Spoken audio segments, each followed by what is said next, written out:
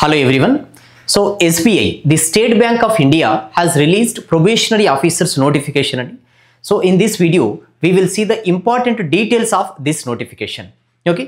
So ikkada number of vacancies definitely ga ika last year antaku mundu years toni compare cheste drastic ga తగ్గిపోయాయండి. ఓకేనా. So ఎప్పుడు వచ్చినా కూడా ఎస్బీఐలో around 2000 vacancies ఉండేటివి. So ఇప్పుడు ఇక్కడ 600 వేకెన్సీసే ఉన్నాయి. సో ఇక్కడ ఒకసారి ఇంపార్టెంట్ డీటెయిల్స్ కనుక చూస్తే చూడండి. సో ఇందులో మనకి అప్లికేషన్ డేటు 27th నుంచి అంటే 27th డిసెంబర్ 2024 నుంచి 16th ఇక్కడ జనవరి 2025 వరకు అప్లై చేయొచ్చు. సో వేకెన్సీస్ డీటెయిల్స్ చూద్దాం. సో ఇక్కడ మనకి 27th డిసెంబర్ నుంచి ఓకేనా 27th డిసెంబర్ నుంచి 16th జనవరి వరకు మనం అప్లై చేయొచ్చు. ఓకే. సో ఇక్కడ ఆన్లైన్ ప్రిలిమినరీ ఎగ్జామ్ డేట్స్ ఇచ్చారు ఆల్రెడీ చూడండి. 8th and 15th of March 8th and 15th of March అంటే ఇప్పటితోని కంపేర్ చేసిన అరౌండ్ 2.5 months మనకు టైం ఉంది. ఓకే. సో చూడండి మనకి ఇక ఆన్లైన్ మెయిన్ ఎగ్జామ్ కనుక చూస్తే ఏప్రిల్ మే అని ఇచ్చారు. ఇక్కడ ఎలాంటి డేట్ అనేది స్పెసిఫై చేయలేదు. అంటే ఏప్రిల్ ఎండింగ్లో కానీ మే బిగినింగ్లో కానీ ఈ ఎగ్జామ్ ఉండొచ్చు. ఓకే.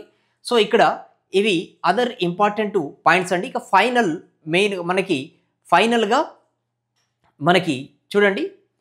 సో ఇక్కడ వరకు ఫైనల్ రిజల్ట్స్ అనేవి మే జూన్ 2025లో ఇవి డిక్లేర్ చేస్తారు. అయితే బిఫోర్ దిస్ ఏంటనంటే చూడండి మనకి వేకెన్సీ డీటెయిల్స్ కనుక చూస్తే వేకెన్సీ డీటెయిల్స్ అంటే వేకెన్సీస్ చాలా డ్రాస్టిక్గా తగ్గిపోయాయండి.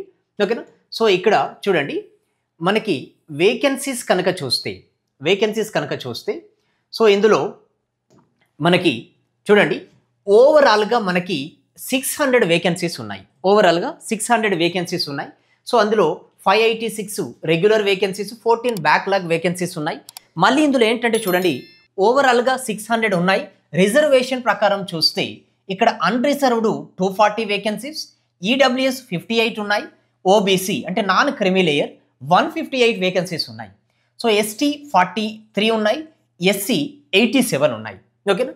సో ఇక్కడ ఇవి డీటెయిల్స్ అండి. ఇంతకు ముందు ఏంటంటే 1900 2000 వేకెన్సీస్ ఉండేటివి ఎప్పుడు వచ్చినా ఎస్బీఐలో.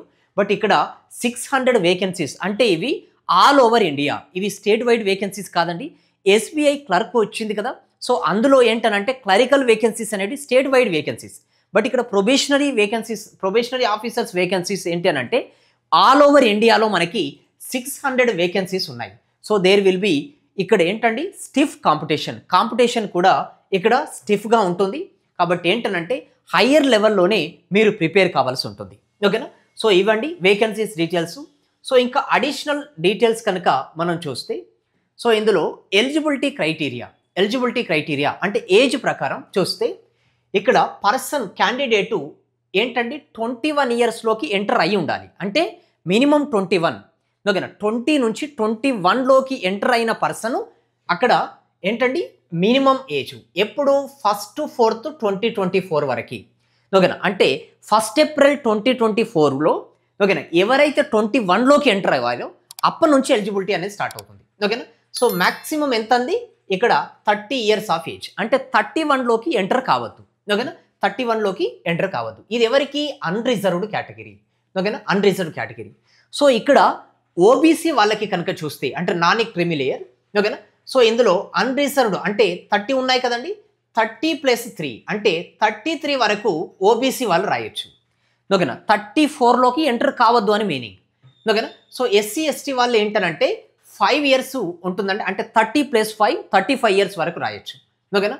సో ఇందులో ఇక పర్సన్స్ విత్ డిసబిలిటీస్ ఏంటనంటే +10 ఓకేనా 13 15 ఇక అడిషనల్గా ఇగో ఇది రిలాక్సేషన్ ఉందండి. ఓకేనా. సో ఇక్కడ ఎక్స్ సర్వీస్ మ్యాన్కి 5 years అడిషనల్గా ఎగ్జంప్షన్ ఉంది. ఓకే. సో ఇక్కడ మెయిన్గా అయితే మనకి ఏంటండి 30 33 and 35 ఇగో వీటిని కన్సిడర్ చేయొచ్చు. ఓకేనా. సో ఇక్కడ మనకి అకాడమిక్గా క్వాలిఫికేషన్ కనుక చూస్తే చూడండి మనకి గ్రాడ్యుయేషన్ కంప్లీట్ అయి ఉండాలి. ఓకేనా. సో గ్రాడ్యుయేషన్ కంప్లీట్ అయి ఉండాలి. సో ఎసెన్షియల్ అకాడమిక్ క్వాలిఫికేషన్ చూడండి graduation in any discipline from a recognized university or any equivalent qualification recognize, ఓకేనా. సో ఇక్కడ బై ద సెంట్రల్ గవర్నమెంట్, అంటే మీరు బీకామ్ చేసినా బీఎస్సీ చేసినా, ఓకేనా, ఏ డిగ్రీ అయినా ఎలిజిబుల్ అవుతారు, ఓకేనా. అడిషనల్ పాయింట్ ఏంటంటే చూడండి, those who are in the final year semester of their graduation may also apply provisionally subject to the condition that if called for interview they will have to produce proof of passing, okay, proof of having passed the graduation examination on or before 30/4/2025. అంటే meaning ఏంటంటే చూడండి, final సెమిస్టర్లో ఉన్న వాళ్ళైనా లేదా final ఇయర్లో ఉన్న వాళ్ళైనా ఇక్కడ అప్లై చేయడానికి ఎలిజిబుల్ అవుతారు.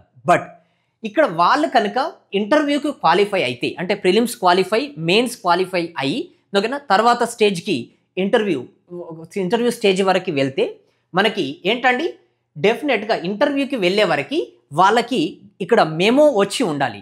ఎప్పుడు 30 ఇక్కడ ఏప్రిల్ 2025 వరకు మీకు మెమో అనేది, లాంగ్ మెమో అనేది మీ దగ్గర ఉండాలి, ఓకేనా. సో అది కండిషన్తో మీరు అప్లై చేయొచ్చు, ఓకేనా. సో ఇక్కడ ఇవన్నీ డీటెయిల్స్. అడిషనల్గా చూస్తే చూడండి, మేజర్ చేంజెస్ ఎక్కడ వచ్చాయనంటే, అంటే ప్రీవియస్ ఇయర్స్తోని కంపేర్ చేస్తే మేజర్ చేంజెస్ ఎక్కడ వచ్చాయనంటే the pattern of the examination, ఓకేనా. ఎగ్జామ్ ప్యాటర్న్లో చేంజెస్ వచ్చాయి. సో ఇక్కడ చూడండి, మనకి ఇంతకు ముందు క్వాంటిటేటివ్ ఆప్టిట్యూడ్లో 35 ఉండేది, రీజనింగ్లో 35 ఉండేది, 35 క్వశ్చన్స్ 35 మార్క్స్. బట్ ఇక్కడ ఏంటనంటే, ఇక్కడ ఇంగ్లీష్లో ఎంత ఉండేదండి, 30 మార్క్స్ ఉండేది. బట్ ఇక్కడ ఏం చేశారనంటే ఇంగ్లీష్కి 40 మార్క్స్ ఇచ్చారు. Again English is going to be a major section, ఓకేనా. సో ఇక్కడ క్వాంటిటేటివ్ ఆప్టిట్యూడ్కి ఏంటండి 30 క్వశ్చన్స్ ఉన్నాయి, ఓకేనా, అంటే 30 క్వశ్చన్స్. ఇక్కడ రీజనింగ్కి 30 క్వశ్చన్స్ ఉన్నాయి. మొత్తం టోటల్ మార్క్స్ ఏంటండి 100 marks.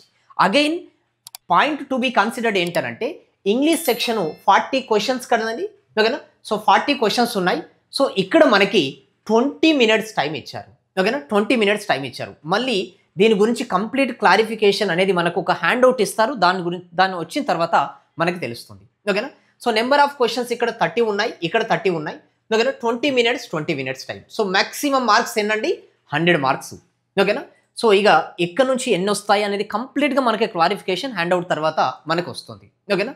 So selection criteria for main exam చూడండి, ఇక్కడ ప్రిలిమినరీ ఎగ్జామ్లో సెక్షనల్ కట్ ఆఫ్ అనేది లేదు, అంటే ఓవరాల్ కట్ ఆఫ్ మాత్రమే కన్సిడర్ చేస్తారు, ఓకేనా.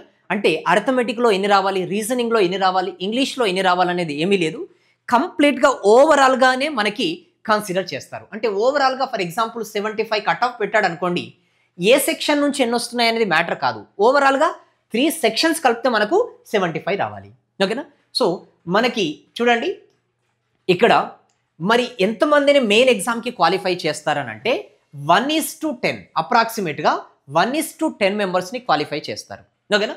అంటే ఇప్పుడు ఎన్ని ఉన్నాయండి, 600 వేకెన్సీస్ ఉన్నాయి ఇంటూ అప్రాక్సిమేట్గా 10, అంటే మెయిన్ ఎగ్జామ్కి ఆల్ ఓవర్ ఇండియాలో క్వాలిఫై అయ్యే వాళ్ళు ఎంత అనంటే 6000 మెంబర్స్ని క్వాలిఫై చేస్తారు, ఓకేనా. సో ఇట్ ఈస్ ద ఏంటంటే at the discretion of the bank. So ఇక్కడ ప్రిలిమ్స్లో క్వాలిఫై అయిన వాళ్ళకి మెయిన్స్ ఎగ్జామ్ ఉంటుంది, ఓకేనా, మెయిన్స్ ఎగ్జామ్ ఉంటుంది.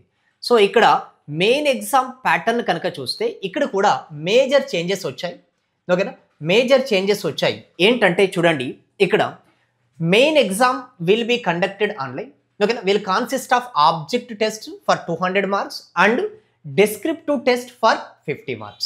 Descriptive test will be administered immediately after the conclusion of objective test. Okay, candidates will have to type their descriptive test answers on the computer. So చూడండి, ఇక్కడ ఆన్లైన్లోనే conduct చేస్తారు ఇమీడియట్గా, అంటే main exam complete అయిపోయిన ఇమీడియట్గా అదే రోజున ఇమీడియట్గా ఎగ్జామ్ ఉంటుంది.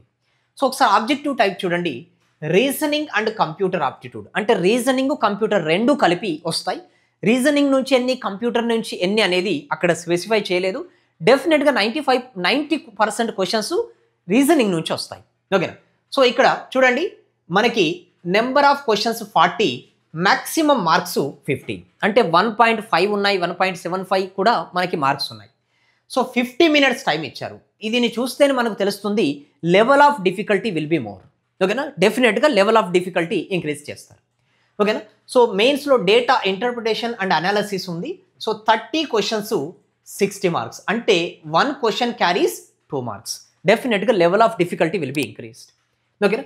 సో ఇక్కడ మేజర్ రోల్ ప్లే చేసే చూడండి general awareness, economy, banking knowledge. Very very important అండి. ఎందుకంటే అన్నిటికంటే ఈక్వల్గా రీజనింగ్. ఓకేనా. అంటే ఇక్కడ ఈ 2 సెక్షన్స్ కలిపితే ఎన్ని ఉన్నాయో మనకి జనరల్ అవేర్నెస్ నుంచే 60 మార్క్స్ ఉన్నాయి. ఓకేనా. Very very important. ఇక్కడ మీరు జనరల్ అవేర్నెస్ నుంచే 60 మార్క్స్. ఓకేనా. సో ఇంగ్లీష్ నుంచి చూడండి మేజర్ చేంజ్ వచ్చింది. ఇక్కడ 40 క్వశ్చన్స్ ఉన్నాయి, 20 మార్క్స్ ఉన్నాయి. అంటే each question carries half mark. ఓకేనా. బట్ ఇక్కడ అనదర్ పాయింట్ చూస్తే చూడండి 40 మినిట్స్ టైం ఇచ్చారు. ఇగో ఇక్కడ చూడండి మనకి ఎవరైనా చూస్తే 40 క్వశ్చన్స్ ఉన్నాయి, 20 మార్క్సే కాబట్టి లెవెల్ ఆఫ్ డిఫికల్టీ డెఫినెట్గా తగ్గే ఛాన్స్ ఉంటుంది అని అనుకుంటారు. కానీ ఇక్కడ టైం అనేది చూడండి 40 మినిట్స్ ఇచ్చారు. 40 మినిట్స్ అంటే లెవెల్ ఆఫ్ డిఫికల్టీ తక్కువగా ఉంటే 40 మినిట్స్ ఇచ్చేవారు కాదు. ఓకేనా. కాబట్టి లెవెల్ ఆఫ్ డిఫికల్టీ మోడరేట్ నుంచి హయ్యర్ లెవెల్లోనే ఇస్తారు. ఓకేనా. టోటల్గా 170 క్వశ్చన్స్ ఎన్ని ఉన్నాయండి? 200 మార్క్స్. 3 అవర్స్ టైం ఉంటుంది మనకి. ఓకేనా. సో డెస్క్రిప్టివ్ టెస్ట్ ఇమీడియట్గా ఉంటుంది. So communication skills, emails, reports, situation analysis, ప్రెసిస్ writing. ఓకేనా. సో ఇవన్నీ కూడా మనం టైప్ చేయాల్సి ఉంటుంది. 40 మార్క్స్ ఇచ్చాడు, 30 మినిట్స్ టైం. టోటల్గా ఏంటండి డెస్క్రిప్టివ్ కూడా కలిపితే 250 మార్క్స్ ఉన్నాయి. ఓకేనా. 250 మార్క్స్. సో ఇక్కడ పాయింట్ చూడండి, each candidate will have to score a minimum score in each test. అంటే ప్రిలిమ్స్లో సెక్షనల్ కట్ ఆఫ్ లేదు, కానీ మెయిన్స్లో సెక్షనల్ కట్ ఆఫ్ ఉంది. ఇగో ఇది మేజర్ చేంజ్ ఇక్కడ. ఓకేనా. ఇంతకు ముందు ఓవరాల్ కట్ ఆఫే ఉంది. అంటే 200 మార్క్స్కి ఫర్ ఎగ్జాంపుల్ 90 కట్ ఆఫ్ పెట్టాడు అనుకోండి, ఎక్కడి నుంచి ఎన్ని వస్తున్నాయి అనేది మ్యాటర్ కాదు, ఓవరాల్గా 90 రావాలి. కానీ ఇక్కడ మాత్రం ఇప్పుడు సెక్షనల్గా కట్ ఆఫ్ ఉంది. అంటే 90 పెట్టాడు అనుకోండి కట్ ఆఫ్, డెఫినెట్గా ఇంగ్లీష్లో ఒక 15 పెడితే మినిమం ఇక్కడ 15 రావాలి. ఓకేనా. ఇది ఒకటి. అగైన్ ఇక్కడ ఏంటంటే చూడండి డెస్క్రిప్టివ్ పేపరు కూడా మనకి ఇండివిజువల్గా క్వాలిఫై కావాలి డెఫినెట్గా. ఓకేనా. Then only you will be considered for the phase 3 exam. ఓకేనా. సో ఫేజ్ 3లో మనకి చూస్తే ఫేజ్ 3 కనుక చూస్తే చూడండి మనకి పెనాల్టీ ఉంటుంది. ఓకేనా. ఇది నెగిటివ్ మార్క్ ఉంది. ఓకేనా. నెగిటివ్ మార్కు ఉంది ఏంటనంటే సో 0.25 నెగిటివ్ మార్క్ ఉంది.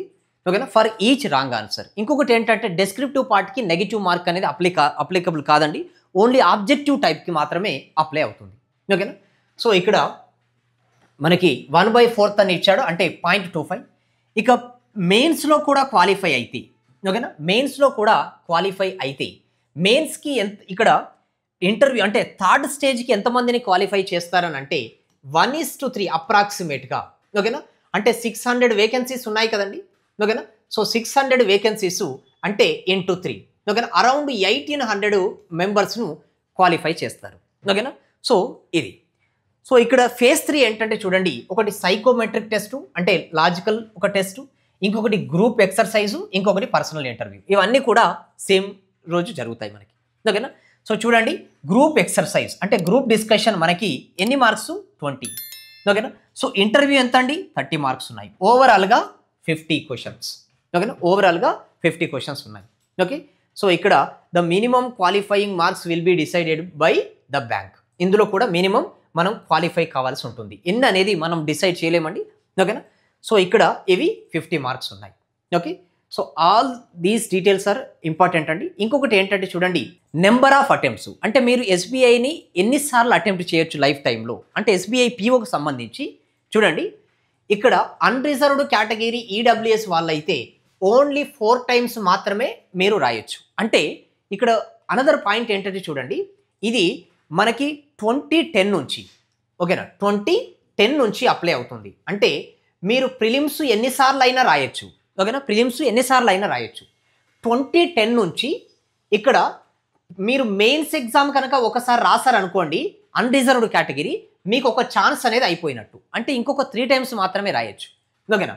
సో ఇక ఓబీసీ వాళ్ళకి ఓకేనా. సో ఇక్కడ ఏంటండి అన్రిజర్వ్డ్ పీడబ్ల్యూ అయినా ఈడబ్ల్యూఎస్ పీడబ్ల్యూబీడీ వాళ్ళైనా ఓబీసీ అయినా ఓకేనా ఓబీసీ పీడబ్ల్యూబీడీ అయినా ఎన్నండి 7 టైమ్స్ రాయొచ్చు. అంటే ప్రిలిమ్స్ ఎన్నిసార్లు అయినా రాయొచ్చు.